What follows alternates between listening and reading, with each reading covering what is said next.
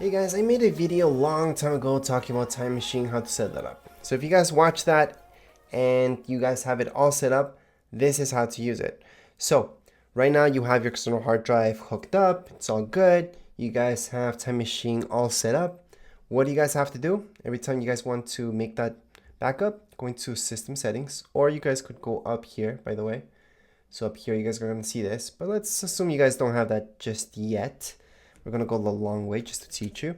Type in Time Machine on the top left hand corner so you guys can just search for it really quick.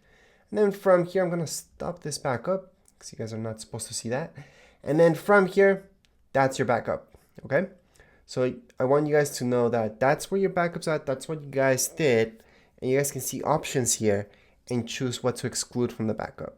So what I'm excluding are other external hard drives that have hooked up. You don't have to exclude them. You guys can click on them, click on the minus, plus you guys can exclude even more stuff. Automatic, you guys can put manually for the backup frequency. For me, it's every hour whenever I have it hooked up. I don't have it hooked up the whole time, obviously. I only hook it up just to make the backups. But anyways, right now that you guys see this option right here, we're gonna go ahead and right click on this option. So I'm gonna right click, I'm gonna see backup to Time Machine now. And now it's gonna do that backup. If I wanted to do that the short way, it would be up here, click on it, and once you click there, you're gonna see this. You're gonna click on backup now. That would be the short way. Right now, I only see this option because it's already backing up, but that's the other way to get started with your backup. That's literally all you guys have to do.